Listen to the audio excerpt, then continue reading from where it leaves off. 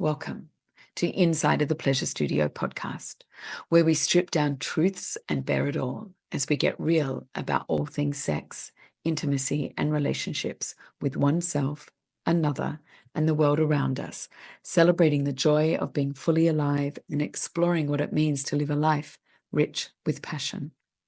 Every episode, we confront the conventional and break open the cages of censorship as we explore the untamed and often unspoken aspects of intimacy, cutting through the bullshit as we challenge sexual norms and provide you with the unvarnished truth about what it takes to have a fulfilling sex life.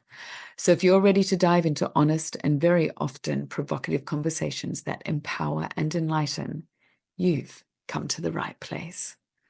I am Melissa Louise, your wild host, bringing to you fearless honesty on this unapologetic journey as we talk about sex, love, and life in ways that are smart, fearless, and fun. Because, lover, this is not just about pleasure. It is a fucking revolution. Hello, lovers. This is Melissa Louise, your absolute pleasure advocate, erotic blueprint, sex, intimacy, and relationship coach. And it has been a hot minute since I came and gave my voice into this podcast, into my YouTube channel. And there's been many amazing good reasons for that. One of them being I traveled back to Cuba, which I haven't done for nearly 6 years. And actually today's episode, what I'm going to be speaking about is what really changed my life when I went to Cuba and how it's really affected, really inspired and affected my work. And what I, really decided to dive deeper into doing this work was my trip to Cuba the first time, and also about safety. And I'm going to be touching on, a topic around safety for women in the world at large, like just in general, because it does pertain to Cuba. And it, I was going to say a few months, maybe nearly a few months now, a month and a half ago, I did an interview with a gentleman and the topic was safety. And it was so surprising to me, his reaction around it. And on one level, it was very surprising. On another level, it wasn't. I have more hope in the world than often gets presented to me. So there's that part in it. And yeah, so there's mainly this safety and why Cuba was so profound, because it does pertain to the work that I do. And I'm just going to... I also actually, let's do a third topic right now. My hair is getting thicker and longer. I'm drinking molecular hydrogen enriched water that is enriched with molecular hydrogen gas from my vessel. And if you've been watching my videos for a while, you will always see me drinking out of it. I drink the majority of I can't say all of my water, because sometimes I just don't, I forget, or I'm just elsewhere and I just want a glass of water. But as I drink water all day, and now that I'm properly hydrated, I actually don't drink as much water as I used to, because my body's not craving it, because I'm properly hydrated through this. But I am, isn't this wonderful? Speak about that in a moment too, my nail. So yes, drinking water enriched with molecular hydrogen is an absolute game changer for skin, for energy, lack of brain, like to shift brain fog, the ability to think clearer, sleep better, and we can get into the spiritual side another time. But just the physicality of that, like I've got all of this new, baby hair that's coming through and is growing now, and my hair's just thicker, and it's finally going past. My hair always would get to a certain place and stop growing, and now it's gone way, way, way down below what it normally is. So I have longer, thicker hair, as if I'm in my 20s again. And it's a lot to manage, but it's a quality problem to have, is to manage gorgeous, thick, long hair. Hello, I am so blessed. Okay, so I want to share with you how I got to go back to Cuba. And last year, I went to Europe to surprise my son for my birthday. And it wasn't such a great trip, which is, very normal. He was still a teenager. I'm still his mum. We were still a little bit in our dynamic. mother-son dynamic, and the trip was so magical in so many ways to surprise and see him. But I made an absolute promise to myself that I would go this year to Cuba, and I did it. And I haven't been back to Cuba, back to Havana for 5.5. I still haven't sat down and looked at everything. It's about 5.5, 6 years. And the last time I went, I actually took my son. We left Costa Rica. We were going to Canada for 6 months before we moved to Mexico. And I actually first went to Havana before Obama actually opened up the embargoes and allowed people from the United States to go. Anyone, you are allowed to go. Anyone that wants allowed to go to Cuba. Havana, Cuba does not stop you from going. What's really wonderful is you get your visa. Your visa is a piece of paper, and that's actually what they stamp. So when you leave, they stamp the piece of paper and take it out your passport. So you hop on a plane leaving Havana with no evidence that you have been in Cuba. It's fantastic. But do not lose that piece of paper while you're inside of Cuba. And I have a whole past life connection with Havana, which, when I was growing up, I would, every time I heard the word Cuba or Havana, I would have a visceral reaction, not even understanding really where the country was, way back in my 20s and at school. And when I went, I was in my 40s. And when I went for the first time, I'm not going to share too much because it's a really beautiful personal story, which I love, but it has a lot to do with just the how enamored and in awe of being in Cuba is for me. Yes, I'm very aware because I have family there now, very aware of the political situation. And this time going was quite a shock. A lot of my male friends are skinnier than they've ever been. They are really hungry. There's no reason for that.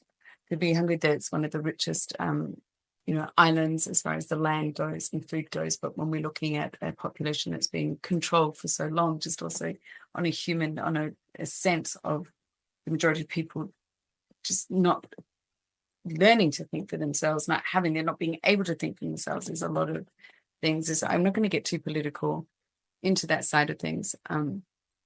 But having spent all of this time in Central and South America, I will say this. Each and every time, as far as being on this continent and in a Spanish-speaking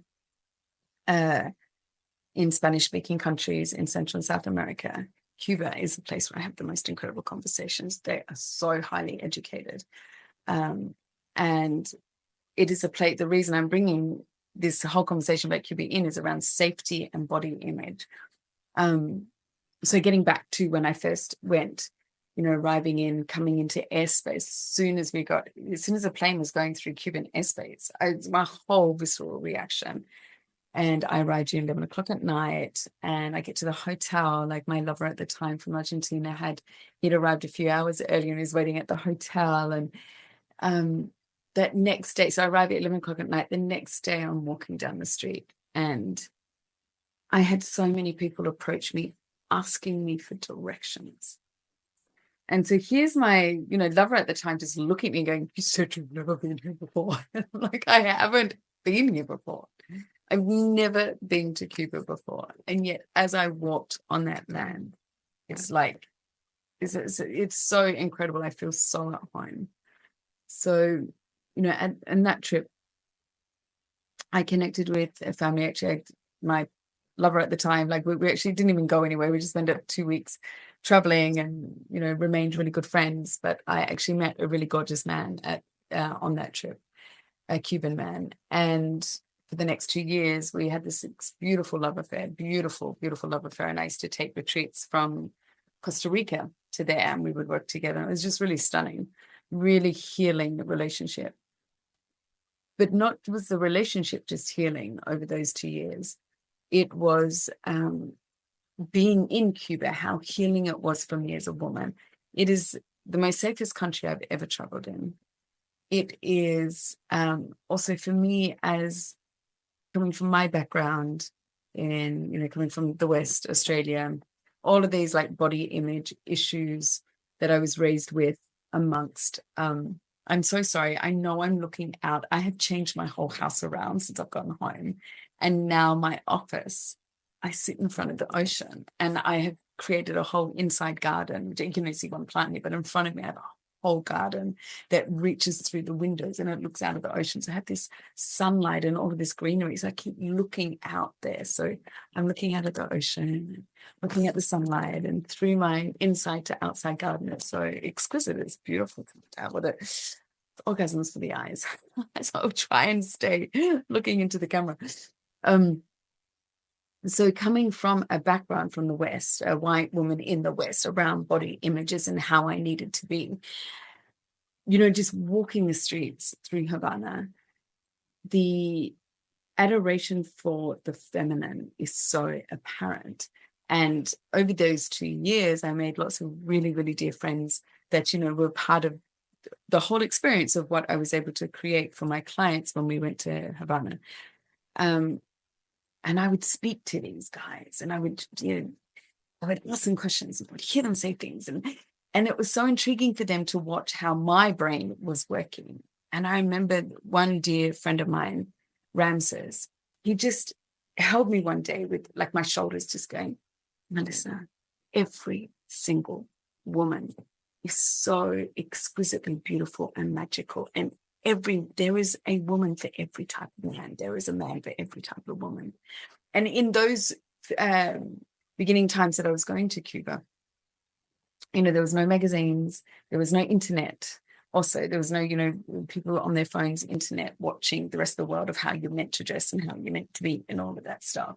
So you're in a culture that's in full acceptance for each and every person. And not just acceptance, celebration.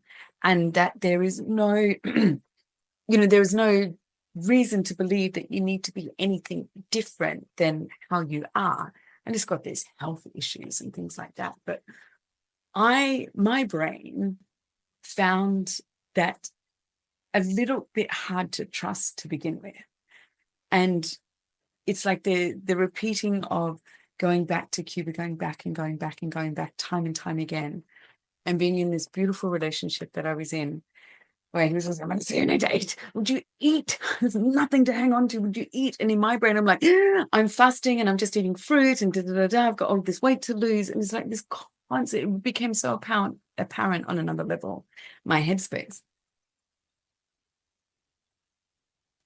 So Cuba was so healing. The culture of Cuba, living in Havana, was so healing for me on that level of body image, of the feminine, of being a woman.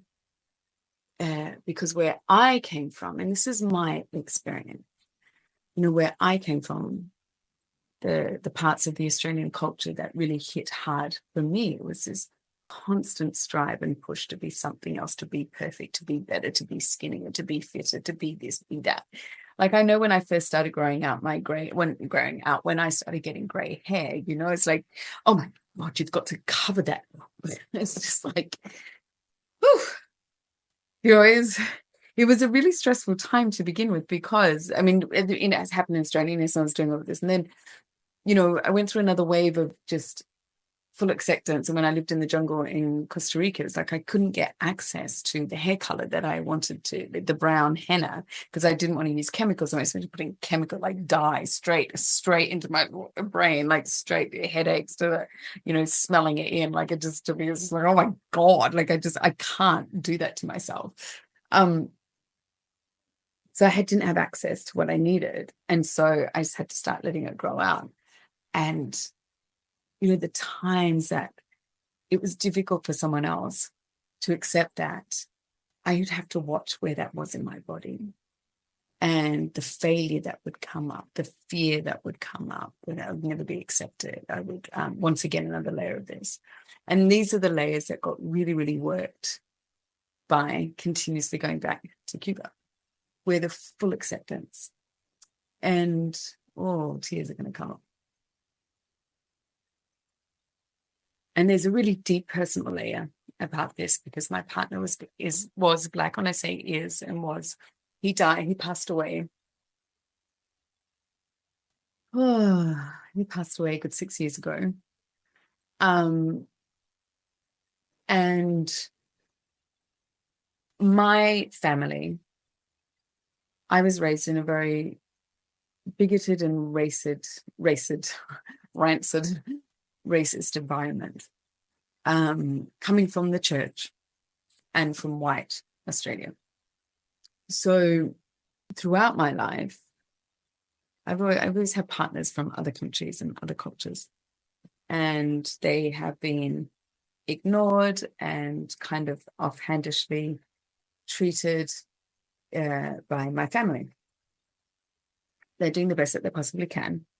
I have a lot of peace around that now, but it was a place of absolute pain for me for a long, long time. And when my partner Samuel died, you know, because he was Black, I wasn't even messaged or acknowledged until it was really, really public, until it was very public on Facebook that this had happened. And there's all of these other people. But my mother never rang me. And that's her pain body as well as mine of receiving that, especially being a mother now. Well, I was also a mother back then.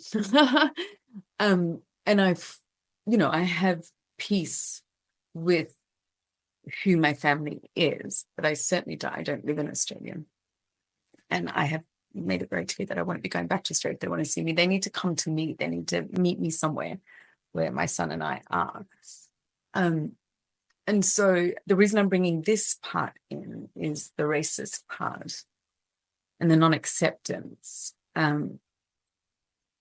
is because for me to be in Cuba, in Havana, with Samuel's family, and to be totally accepted for who I am and absorbed into a family was so healing. So my personal story with Havana is just exquisite. In Cuba, because of this family.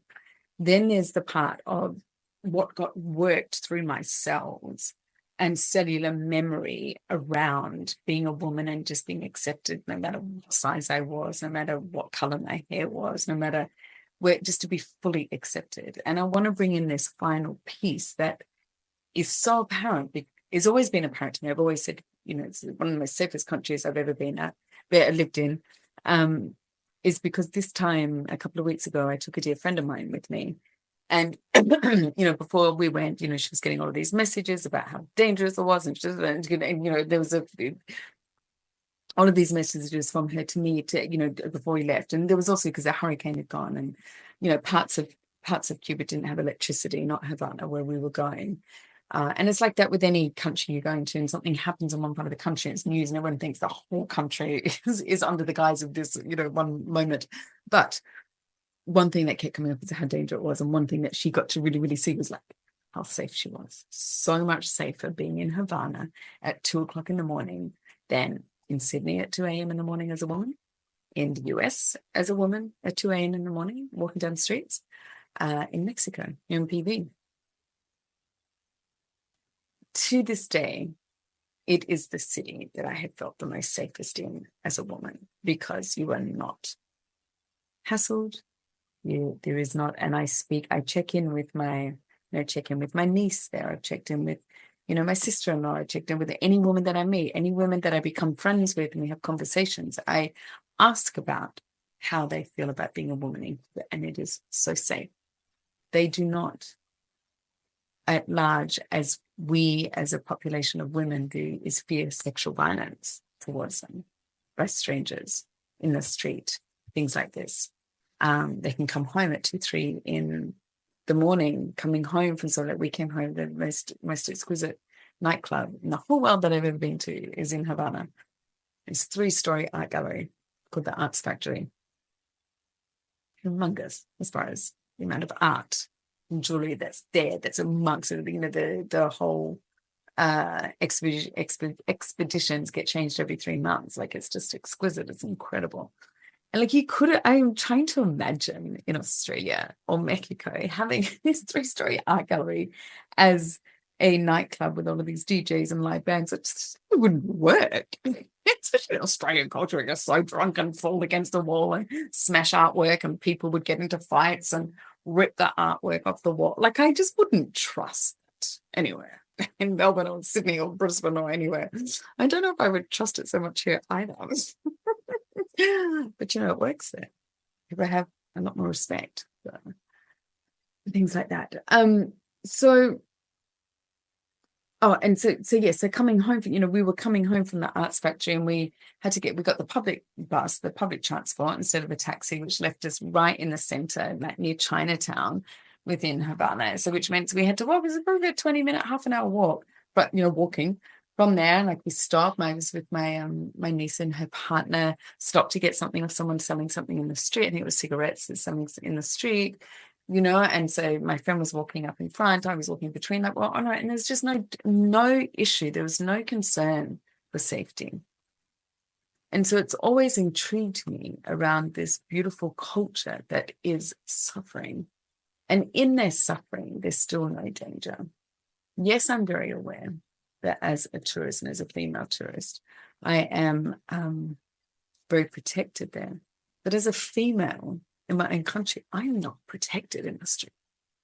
Like it's mind-boggling to me. I know it's come from a place of, because there's, the underlying factor is that if there was anything to happen to a tourist in Cuba, someone used to always say this to me, is like, he said, I don't care if we argue, I don't care if we fight. He said, I don't care whatever you want to. He said, I don't care. He's 6'5" or 6'4" and really big. It's like, you can just come and punch my chest. He goes, I don't care what you want to do, what you need to do. I don't care if you yell at me. I don't care if we have arguments. He said, but always in the house. He said, never in the street, because he would have been arrested for that. Now, that is the insidious side of the government and the way that they control people. The receiving that I receive of how safe I am, yet also to what that instills in the culture at large. I'm not saying this is 100%. We are all humans, and there's always, the exception for the rules, and there's always a percentage where it doesn't cover. But it has a culture of safety for women. And as a woman that travels a lot, that is really hard to find. So coming into the safety, and I want to share a little bit more from this interview that I had with this gentleman. He's here in Mexico City. He's English, but living in Mexico City. And I'm going to put the link down here to the interview. I was there was nothing planned about this interview. The subject was safety. And I was going to speak about a lot more sort of nuances around safety in relationship, etc. But because this gentleman was so unaware of how unsafe it is for women generally compared to men, just walking down the street and walking past building sites and all of that stuff of like what we have to deal with. Because he was so unaware of that, the whole 2 hours, it was only meant to be an hour interview, the whole 2 hours was evolved around that. So we'll put the link down if you wanted to listen to that. And it was mind-boggling to me, especially since it was in Mexico City, it was in a big city that, it's mind-boggling that he was unaware. And I know many men don't think about this. And there's also, we're going to come in with race as well. It's like many white men don't understand what it's like for a black man to be walking down the street, where there's such a huge level of unawareness around, when I see images and picture, I see energetic lines and images when I speak and when we speak of humans. And so a man who has children, like his ejaculation creating another human, and yet the world that human grows in is like the unawareness of how unsafe it is if it's his daughter or sister. I'm not saying every man is unaware, but to me, that's the fractals that I see. I'm just like, where is all of this missing? And that as humans, and this is not just our time, like I know humans war. It's so interesting how we do that. It's so interesting to me that we have one of the longest gestation periods, and we have the ability to create safety. We have such an abundance of resources. Yet we buy into a system that makes sure we don't have access to those resources, and we will kill others. When I say we, and it's like even killing spirit. So all of those are the fractals that I'm always seeing, that I'm trying to navigate all the time. And yet, as a woman, of like what we do about carrying keys in our hands, that being heckled, a huge part of this conversation actually was just being heckled. And it's so interesting that I was going to have this conversation with this gentleman, and it's a few weeks leading up to the conversation. And during those weeks leading up to the conversation, I went through a lot down here. Like I was going, there's one place I go to walk to get my organic eggs. And it seemed that every time I went to go get eggs, I was hassled and I was heckled. And whenever I stood up for myself, I was laughed at, and all the other men around were silent. And that is also a huge part of it, where when a woman is defending herself or yelling at a guy, or if a guy is annoying a woman, like saying things and she's made it clear, and she shouldn't even have to make it clear that it's not okay. It was another part of the conversation was going, well, why don't you just do this? I'm like, oh my God, it's not up to me to do the emotional and physical labor of men. It really isn't up to women to do that. Everyone has to do their own physical and emotional labor, for goodness sake. It was a very difficult part of the interview when he asked that question. It's like, well, why don't I just? And I'm like, why don't you guys just sort your physicality out towards women? But that is also, there's this incredible saying, which is so true. And because I work a lot with men, I truly know that this to be true. And having raised a son, I truly know this to be true. Where men truly fear being laughed at by women, and women fear being killed by men. It is the same intensity of fear. Our life is at stake, whereas a man's ego is at stake on that level of fear. And when we can sit with that, and that does not mean to me, it's like I'm so aware, like, and if you've been in my sphere for a while, that working with Alison Armstrong completely changed my life. And I work every day at really holding grace and space in the face of the masculine, where it's appropriate. When it's not appropriate, no. When I'm being heckled and I'm not being respected, and when I'm telling someone that I do not want to speak to them, and no, I will not slow. Like, this is a thing.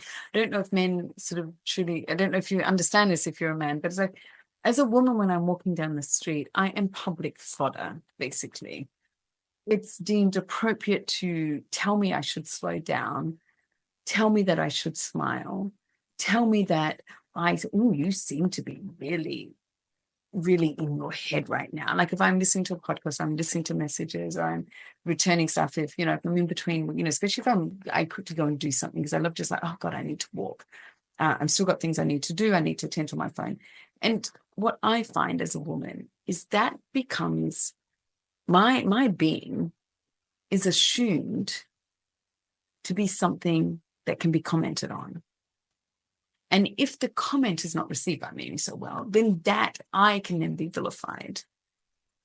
And bystanders around do not seem to think it's appropriate to support me or any other woman. And a friend and I have dealt with this really hugely, actually a couple of years ago, where we had a guy flashing as he was masturbating. He was under a wall facing us, so people at the Malecon behind couldn't hear, and he was masturbating, staring at us. So when we noticed, we got up and he ran off, and no one gave a shit. People were laughing, thinking it was hilarious. And it was very, very obvious it was upsetting to us. And we were told to just calm down. We were told just to forget about it. Now, I know that is not everyone. I know not every man acts that way. I know men that would stick their foot out and trip the guy over and fucking stick the fucking foot on the back of his neck and really get into him. Yet this subject of safety is on such a different level for women, because we're not just being afraid of the person that could perpetrate, that is coming to it. It's like, who else is around that is going to join in or not going to help. So being in Cuba, I don't worry about that stuff. I get to have a break. And that's what Cuba has always felt like for me, is I get to have a break. I know I'm truly safe. So that's my little life update.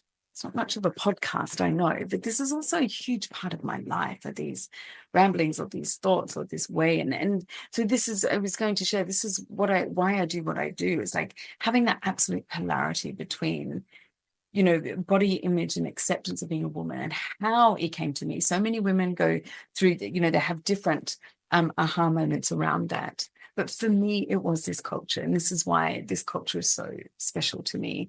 Also, by having had a partner and now a family that, I get to call my family.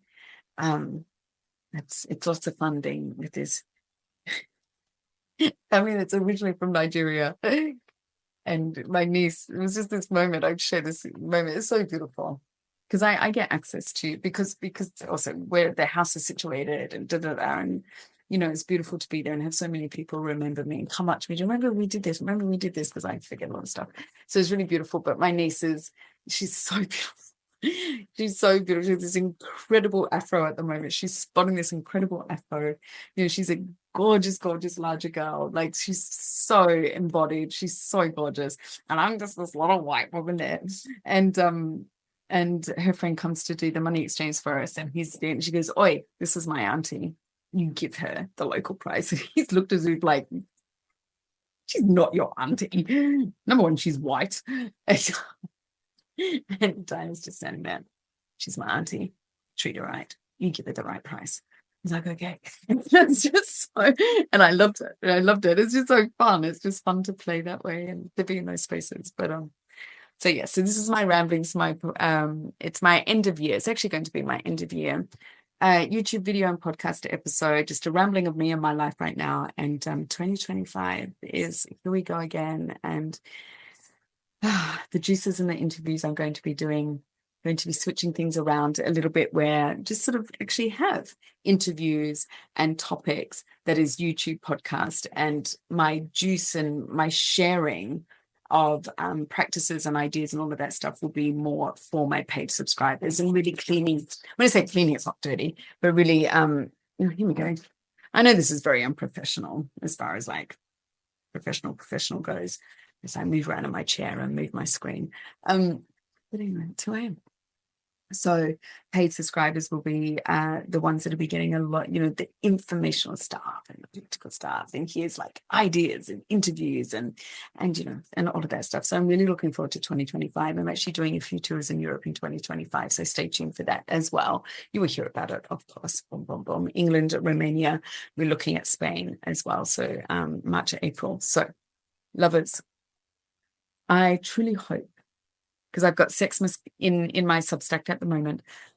I truly hope that you're leaning into all of that juice. I truly hope that you find the space to really honor yourself and love yourself and give thanks to the year.